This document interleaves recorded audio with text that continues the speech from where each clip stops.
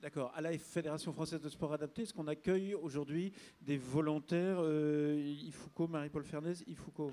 Alors, à ma connaissance, je ne sais pas totalement. Je dirais que sur le siège de la fédération à Paris, on n'en accueille pas encore.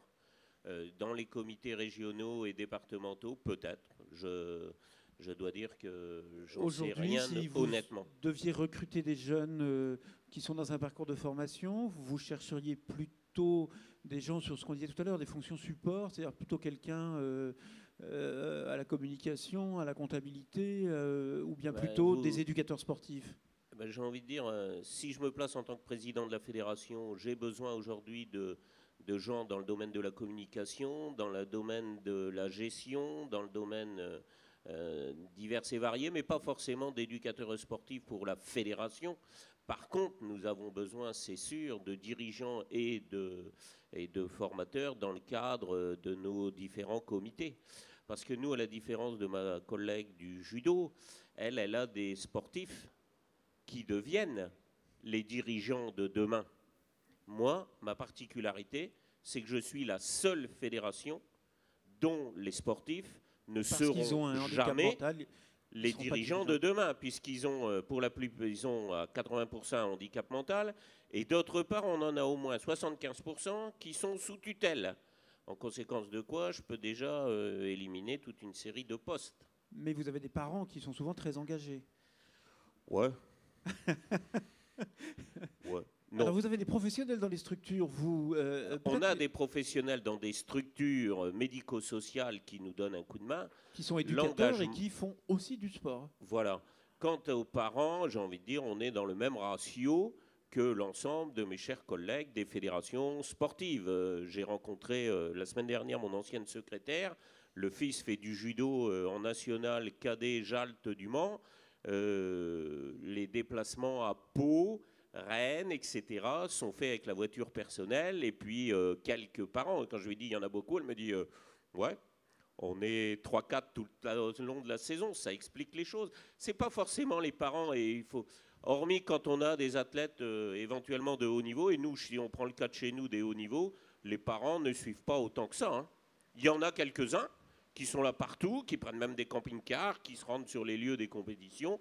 Ça reste, comme pour toutes les organisations, une minorité. Ce n'est pas particulier au sport adapté, je ne crois pas. Marie-Paul Fernès, vous souhaitiez intervenir? Oui, peut-être pour apporter un élément supplémentaire à ce que dit Yves et qui est très juste, c'est que, bien évidemment, les parents des sportifs handicapés ont peut-être cette particularité, si je devais les comparer à des parents de sportifs non handicapés, c'est que l'éducation au quotidien d'un enfant handicapé, c'est quelque chose de très lourd, c'est une charge très importante. Plus la déficience est accrue, plus c'est quelque chose de très, très exigeant. Et souvent, les parents d'enfants handicapés qui ont une déficience importante sont quand même assez fatigués. Et il faut de l'énergie pour s'engager bénévolement. Et ce n'est pas toujours évident pour un parent d'enfant handicapé d'avoir en plus un engagement bénévole. J'imagine que quand on est comme vous, salarié d'une association avec beaucoup de bénévoles, avec un sens important, avec un engagement des gens, on arrive à faire 35 heures et seulement 35 heures. On ne déborde pas sur ces week-ends et ces soirées. Alors ça n'existe pas pas vraiment chez nous. Il n'est pas envahissant, votre président. Ça n'existe pas vraiment chez nous. C'est ce qui fait à un moment donné qu'on repart avec ces ressemblances. C'est que, bien évidemment, compte tenu de l'exigence de notre public, de l'exigence d'accompagnement, parce que bien des fois, c'est un accompagnateur pour un sportif, il faut qu'on soit nombreux. On est très, très peu de salariés. On est simplement 10 cadres d'État dans notre fédération. Et donc, il faut, au-delà de ces 35 heures, bien évidemment, s'engager au-delà. On n'est pas salarié par hasard, j'imagine, d'une fédération. Oui, ce qu'a dit Marie-Paul, c'est important quand même. Elle fait partie des 10 cadres. J'ai entendu tout à l'heure, je crois, 170 au niveau du judo. On ne va pas comparer les niveaux de... Mais voilà, ça donne un peu une échelle. Deuxième temps, on part dans 8 jours, comme vous le savez, aux Global Games, qui sont un peu les championnats du monde INAS FID, pour les qualifications de la Fédération internationale de la fédération sport adapté, et puis pour les qualifications pour les Jeux paralympiques. La délégation, c'est 50 sportifs. La délégation totale avec les encadrements nécessaires et tout, c'est 90 personnes. Donc en gros, c'est du 1 pour 1. ce qui est quand même relativement énorme. Et ils partent pendant les 12 jours. Hein. Les cadres, on ne leur dit pas 35 heures, ils partent pendant les 12 jours, on verra après. Hein. Quand on accompagne des personnes avec un handicap mental, il faut beaucoup de monde, donc beaucoup de bénévoles, forcément. Ben, on est sur un lieu en plus symbolique ici, et j'ai envie de dire, souvent on nous parle de l'accessibilité, et j'ai vu ce matin, il y a déjà plein de choses sur l'accessibilité. C'est vrai que dans notre pays, on a mis le paquet, et je trouve ça tout à fait logique, sur l'accessibilité en pensant au fauteuil. Et le fauteuil, on fait partout des aménagements. Nous, notre problème d'accessibilité, c'est humain. C'est avoir des bénévoles pour accompagner. Moi, les hauts niveaux, il y a 3 ans, quand ils prenaient le train, on cherchait une ligne directe entre le lieu de départ et les gares de Paris. Et aux gares de Paris, on avait des bénévoles qui les réceptionnaient pour leur faire prendre le métro, pour changer de gare, pour éventuellement... Alors on a diminué un peu ce nombre-là parce qu'on a des athlètes qui le font depuis 3 ans et ils ont quand même des automatismes. Il n'empêche qu'on a eu encore, il y a 1 an, un gars, un haut niveau... qui s'est perdu. Qui est allé à Poitiers. Comme par hasard, le TGV qui a fait un arrêt à Poitiers, lui, le train ne s'est pas arrêté. Donc on l'a récupéré à la gare suivante. Mais c'est des anecdotes, ça peut paraître... on peut en rire, entre guillemets. Mais c'est une réalité du quotidien. Donc nous, on a besoin d'un nombre de gens qui puissent être là en permanence. Alors c'est pour les rassurer, pour les guider, pour travailler sur la mémoire, sur plein de choses. Alors on va poser la question justement à Bénédicte Rouby, à la Fédération française de judo. Vous êtes dans les tout premiers fédérations. Il y a beaucoup de jeunes, d'enfants qui pratiquent le judo. Et il y a de plus en plus de jeunes avec un handicap mental en particulier, qui frappent à la porte de vos clubs. Est-ce que vous pouvez les accueillir? Est-ce que vous êtes en mesure de les accueillir avec l'accompagnement justement spécifique, particulier, important dont on parlait à l'instant? Oui, c'est effectivement le cas. Aujourd'hui, on n'a pas de chiffres parce que justement, ces personnes, ces enfants ne sont pas recensés, ce qui est très bien d'ailleurs. Spontanément, les enseignants de judo ont accueilli des enfants, des personnes, des adultes aussi handicapés.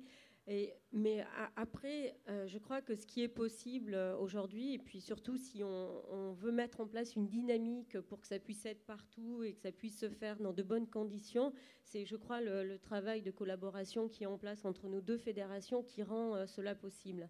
C'est-à-dire que du point de vue de la formation des enseignants sur les certificats qui se mettent en place, sur l'accueil du public, et puis c'est aussi toute la vie associative d'un club traditionnel, même si la pratique est adaptée, l'accompagnement est adapté, c'est aussi pouvoir être dans une association sportive traditionnelle qui est important. Et je crois que c'est aussi dans le ressenti des parents de ces enfants qui sont dans le club, c'est aussi avoir une vie sociale dans les clubs de judo qui n'ont pas forcément, parce que comme vous l'avez très justement dit, au quotidien, c'est une attention, une énergie qui est vraiment essentielle. Et à la fois du point de vue des formations, de l'organisation des compétitions, je sais qu'il y a aujourd'hui des compétitions de judo qui sont organisées conjointement avec des compétitions traditionnelles et où en fait il y a un tatami qui est mis en place spécifiquement pour les personnes handicapées. La pratique est adaptée, mais le lieu reste le même. Et bien souvent, je crois que c'est aussi pour les judokas, l'ensemble des judokas, c'est une autre manière d'aborder la compétition de cet événement. Il est beaucoup plus joyeux, ces rencontres sont beaucoup plus joyeuses et aussi essentielles pour tout le monde. Il y a de l'orage qui gronde ici sur le toit de la tente du festival. Toutes les personnes qui ont un handicap peuvent pratiquer le judo. On parlait de handicap mental. La discipline paralympique du judo, c'est pour les personnes handicapées visuelles. Il n'y aura pas de sportifs handicapés mentaux en judo. Ni à Londres, ni à Rio. D'accord. Donc, par contre, en amateur, handicap mental, handicap visuel, sourd, handicap moteur. En fait, moi, je dirais que la pratique de judo, elle est possible pour tout le monde, puisque le judo, c'est avant tout une méthode d'éducation physique et morale, et c'est aussi une pratique qui est mixte, qu'on peut pratiquer quel que soit son âge. Et après, il y a forcément des formes adaptées de la pratique. C'est-à-dire que, bon, par exemple, on peut adapter les étranglements, les clés de bras, toutes ces techniques qui peuvent être dangereuses ne sont pas dans le règlement sportif. Mais la pratique par elle-même est une pratique, on a un exercice qui s'appelle le randori, et c'est un exercice où en fait on doit essayer de réaliser le plus beau geste technique, et ça c'est possible quelle que soit sa forme de handicap. On peut, cette volonté-là, cette recherche-là, on peut la voir quelle que soit sa personnalité, je dirais aussi, quel que soit son handicap. Alors vous êtes vice-présidente de la FFJ, DA, discipline associée. En un mot, qu'est-ce que c'est que ces autres disciplines autour du judo ? Ce sont des disciplines qui ont la même origine que le judo et puis qui ont pris au fil des temps des formes traditionnelles différentes. Donc c'est à la fois le kendo, l'aïdo, le judo. Et je ne rentrerai pas dans les détails pour vous expliquer les règles techniques de ces pratiques-là, mais ce sont tout un tas de formes qui sont organisées au sein de la fédération. Est-ce qu'on peut dire que ces disciplines des sports de combat, on peut appeler ça comme ça, oui. c'est adapté à des gens qui ont un handicap psychique, un handicap mental, on peut se défouler au judo. Enfin, je crois qu'aujourd'hui, là, il y a le judo, mais c'est pas la seule discipline qui est praticable par les handicapés mentaux. À partir du moment où les règles sont clarifiées, bien expliquées, et qu'on leur permette. Moi, je connais plein de gens qui pratiquent le judo. Le championnat de France de judo, aujourd'hui, c'est un des championnats de France en sport adapté qui est le plus important. On doit être à 500, 600 participants 800 en moyenne même, je crois, sur les tatamis. Donc, c'est dans les 3 divisions. Donc, c'est quand même des manifestations de masse. Mais il y a d'autres... Aujourd'hui, les disciplines qui ne sont pas vraiment pratiquées par le handicap mental et psychique, c'est le parachutisme, le karting, et encore, on a des endroits où ils ont adapté des choses. C'est les sports vraiment violents, puisqu'on a même des clubs où la boxe a été introduite et se pratique. Donc, je crois qu'on devrait être à peu près partout, puisqu'on est aussi en train de travailler avec la fédération de plongée, puisque là, il y avait des risques médicaux. Et on est en train de travailler avec les médecins de la fédération de plongée et les médecins de la fédération de la FFSA pour arriver à trouver, pour que ces citoyens puissent pratiquer toutes les disciplines comme n'importe quel citoyen, mais aussi dans les meilleures conditions de sécurité. Est-ce qu'on n'a pas toujours un problème avec des gens qui se disent le sport c'est pas pour moi? Je pense en particulier aux gens un peu plus âgés, enfin après 40 ans, ou bien les femmes qui peut-être pratiquent moins le sport que les autres, à la FFSA, puis après au judo. 40% de femmes chez nous, ouais. Donc c'est pas si mal. Beaucoup d'ailleurs de dirigeantes, pour rebondir tout à l'heure, il y a beaucoup de femmes dirigeantes, pas forcément au poste de président, mais il y a beaucoup de femmes dirigeantes. Après, je dirais que les pratiques, il n'y a aucun souci, voilà. C'est 23% de pratiquantes à la fédération de judo. Chez les enfants, le chiffre est plus important, je crois qu'on est autour de 30%. Maintenant, c'est une activité qui est complètement mixte, alors pas dans la compétition, mais en tout cas dans la pratique en club, sans aucun problème. On peut se mettre au judo à tout âge? On peut se mettre au judo à tout âge. On peut être débutant à la retraite? On peut être débutant à la retraite. Il y a des formes de pratique qui... En fait, ce qu'on connaît du judo, c'est la compétition. Et forcément, la compétition qui est un engagement très spécifique, on voit, mais ça c'est valable dans n'importe quel sport, mais l'entraînement par lui-même, la pratique dans un club est complètement adapté, ce qui permet d'acquérir de la souplesse, du déséquilibre. On est aussi sur des qualités physiques qui sont pas forcément celles qu'on met en avant lors de la compétition, qui sont plutôt la force et la puissance. Merci. Moi, je rajouterais quand même que pour un Teddy Riner, il faut quand même beaucoup de judokas, tout en bas de l'échelle, qui vont commencer dans les clubs. Par contre, l'image de Teddy Riner fait qu'aujourd'hui, de nombreux gamins ont envie d'essayer de devenir des Teddy Riner. Et je crois que c'est ça le débat de fond. C'est aujourd'hui dans les sports, et nous on le voit bien, si aujourd'hui on est heureux de retrouver le comité paralympique et de retrouver notre place aux Jeux de Londres, c'est pas pour les 5 ou 7 athlètes qui iront, puisque malheureusement il n'y a pas beaucoup de disciplines où on est requalifié, c'est plus pour l'image qu'ils vont renvoyer. C'est-à-dire que si on a le bonheur d'avoir une médaille aux Jeux paralympiques, il est évident que ça va rejaillir sur l'ensemble du mouvement et que certains adultes ou gamins handicapés qui aujourd'hui ne viennent pas, on espère que ceux-là, on va enfin les raccrocher. Si vous me permettez, Yves, c'est bien au-delà du sport des personnes handicapées mentales. C'est même l'ensemble des personnes handicapées mentales. On voit bien que sur les Paralympiques, les images des champions ont changé l'image des personnes handicapées en général, et pas seulement sur le sport. Ça dépasse largement le sport. Oui, c'est juste pour vous mettre la pression, pour vous dire qu'on compte sur vous pour nous ramener des médailles. On va demander à Marie-Paul, et on a des chances? Alors, on est dans une situation très difficile puisqu'il y a seulement 3 disciplines qui sont ouvertes.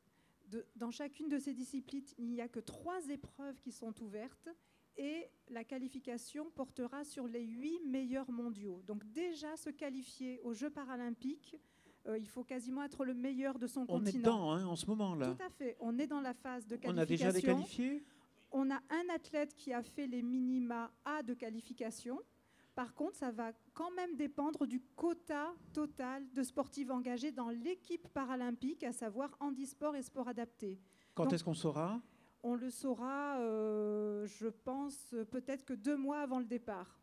Donc il faudra attendre le mois de juin pour avoir La liste large, qui est sous l'égide du comité olympique, c'est janvier, une première liste large des qualifications possibles, et puis qui s'affinera au fil des mois, mais comme nos collègues des fédérations ordinaires. Je crois qu'aujourd'hui, le problème pour nous le plus difficile, c'est de se qualifier.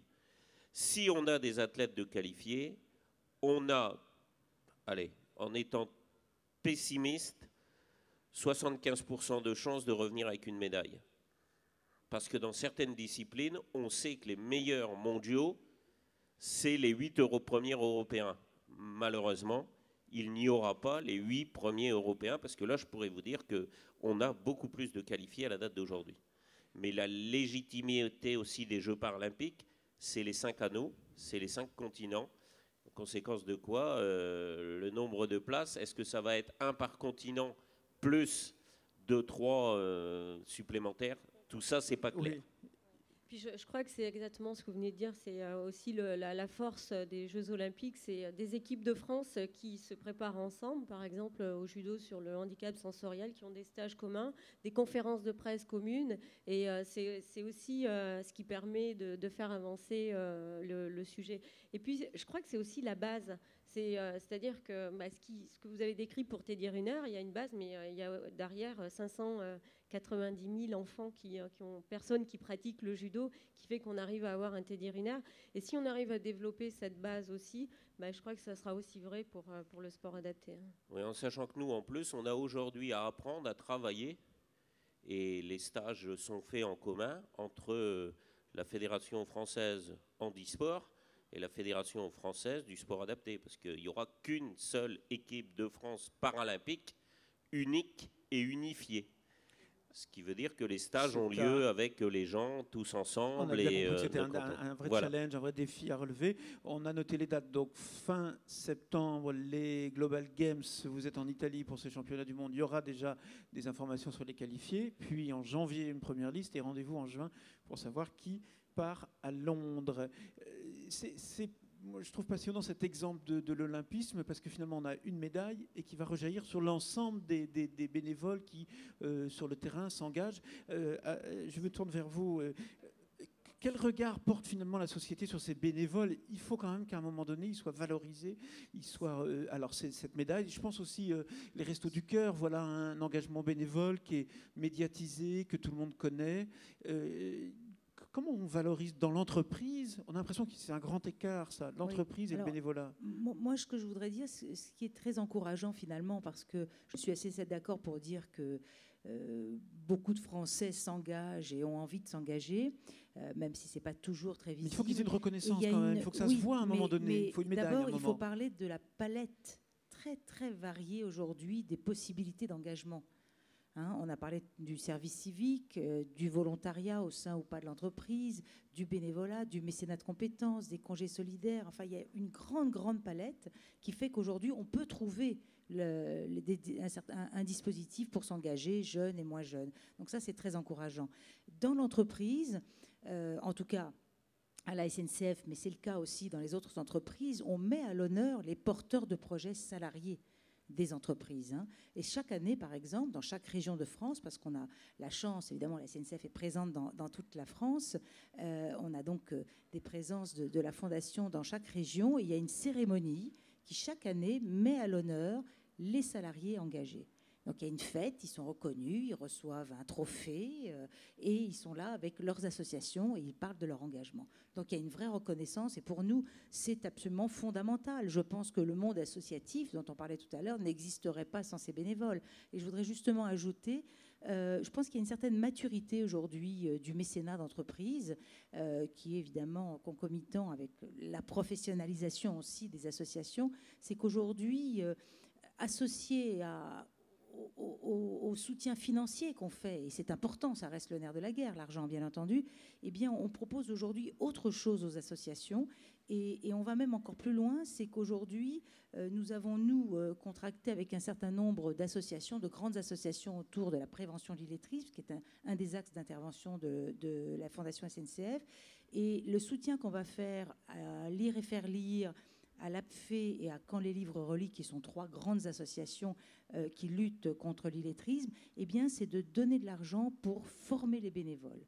C'est notre souhait aujourd'hui et nous avons construit ensemble avec l'association eh bien, ce projet de formation des bénévoles. Parce que je suis assez d'accord pour dire que le premier pas dans le bénévolat est fondamental. Si on le rate, on y revient très difficilement.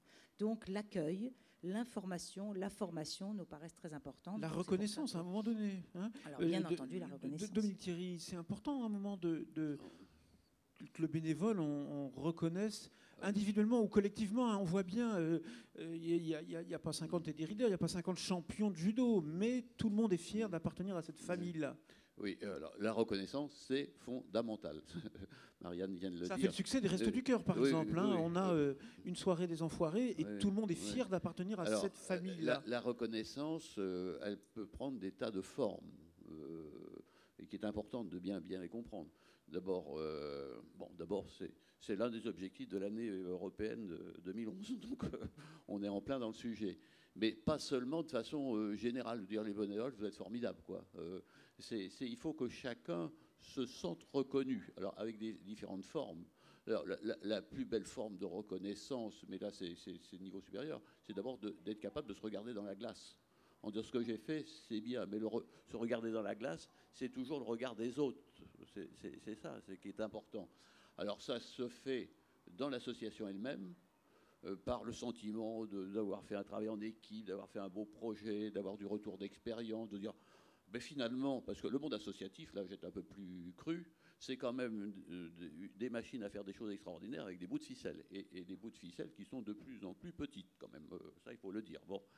Donc ce besoin de reconnaissance, il est d'abord pour soi, il est dans l'équipe, on a toute une série de recommandations, de travail avec les associations pour y arriver, et puis elle est aussi externe. Alors elle est externe par...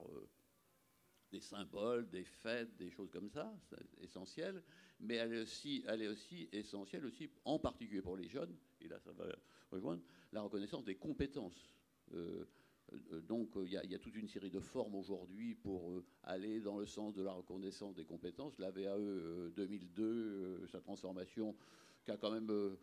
connu un tout petit... Ça a été un peu long. Bon, ça vient tranquillement. Alors, nous, on a mis en place... la VAE, on en parle beaucoup, mais c'est comme les frites, on n'en mange pas beaucoup. On n'en voit pas énormément. Alors, on n'en voit pas énormément. On en parle beaucoup, ça ne se fait pas beaucoup. Ça a l'air très compliqué. C'est des machines à mettre en route. C'est compliqué, mais alors, attendez, j'ai juste terminé, puis c'est important.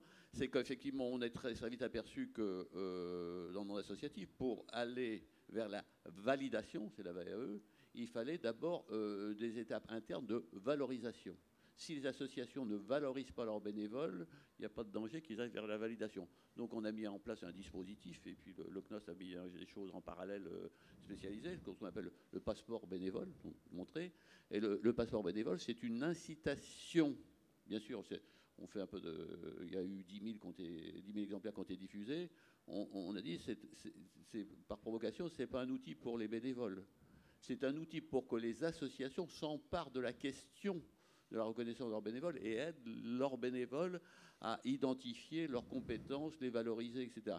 Et s'il n'y a pas de valorisation en amont, il n'y a pas de validation en aval. Et je pense pas que vous allez me dire le contraire. C'est important qu'on ait bien cette articulation. Gardez votre micro, Oui. Monsieur Thierry. On va donner la parole à Jean-Benoît Dujol. Un jeune qui a 20 ans, on lui propose un stage à la Défense ou du volontariat dans un club de sport adapté avec des personnes handicapées mentales. Il va plutôt choisir, ça sera mieux sur son CV, d'être en stage à la Défense dans une grande entreprise. C'est une affaire de choix personnel. Moi, je ne pense pas qu'on doive opposer, évidemment, le volontariat et la marge d'accès vers le salariat.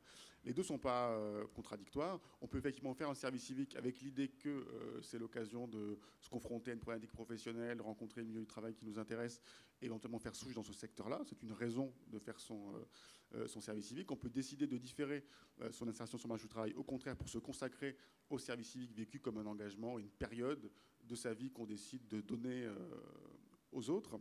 Et l'idée d'un éventuel dilemme qui éprouverait certains jeunes à choisir entre un service civique et un stage, moi, ne me semble pas du tout avéré. Alors, il y a des difficultés sur les stages par ailleurs, il y a des questions qui se posent de façon récurrente sur l'indemnisation de ces stages, les stages hors cursus ou les stages dans les cursus. Il y a sûrement des abus qui perturbent les choses du côté des stages. Nous, on fait une proposition sur le service civique qui n'a pas du tout pour vocation de détourner les jeunes du marché du travail et de leurs autres objectifs. Ces jeunes-là, ils ont une personnalité complexe, ils ont plusieurs dimensions, ils ont envie de s'insérer professionnellement mais aussi socialement, et on leur donne juste l'opportunité, à travers le service civique et son cadre juridique, son indemnité, mais aussi le cadre juridique qui sécurise la relation entre le jeune et l'association, on leur donne l'occasion de faire droit à cette aspiration qu'ils ressentent. Donc si cette personne veut choisir son stage, elle choisit son stage, elle choisit son service civique, elle choisit son service civique. Il n'y a pas de contradiction dans les termes. Nous, on accueille tous les jeunes qui veulent faire leur service civique. Et la reconnaissance, ça passe par la reconnaissance de la compétence ? Les deux, il y a du symbolique, il y a de la compétence, il y a du concret et il y a du symbole. J'évoquais tout à l'heure le document qu'on dresse à l'issue de chaque service civique où on fait la liste argumentée des compétences mises en œuvre, découvertes à l'occasion du service civique, qui sert un peu sur le modèle du passeport bénévole qu'évoquait France Bénévolat à l'instant, à promouvoir, à expliquer, à parler de son expérience de service civique. Il y a des éléments plus symboliques. On a un système d'attestation de service civique, de diplôme en quelque sorte, qui peut être remis de façon solennelle par le préfet en préfecture. Et ce genre de cérémonie, on sait que on le sait pas, en tout cas on constate que les jeunes lesquels on la propose, ils y sont très sensibles à cette idée de reconnaissance collective et solennelle de la nation au regard de l'engagement qui a été le leur pendant 6 à 12 mois. Dominique Thierry ? Oui, c'est intéressant. Si on est centré sur la reconnaissance des compétences, une partie importante, pas exclusive, de la question de la reconnaissance des bénévoles. En fait, il me semble qu'il y a 3 pieds qui doivent fonctionner, si possible, à terme ensemble. Le premier, c'est là où nous, on insiste beaucoup pour que les associations disent, attendez, ne faites pas de complexe. Ce que vous faites est très compliqué. Donc, vous, associations, vous êtes des lieux qualifiants. J'ai suffisamment travaillé avec l'entreprise, en entreprise, etc. Ce n'est pas toujours qualifiant. Donc, ne faites pas de complexe. Ce que vous faites est qualifiant. Mais si vous n'en êtes pas persuadé, l'extérieur ne va pas être persuadé. Deuxième point que j'ai évoqué, c'est aider vos bénévoles à reconnaître les compétences qu'ils ont développées, ce qui n'est pas un exercice simple. Et puis le troisième pied, c'est comment aujourd'hui le monde du travail et les entreprises vont reconnaître, au-delà de la VAE qui est compliquée, ces compétences. Alors, je ne vais pas faire ni de démagogie ni de langue de bois.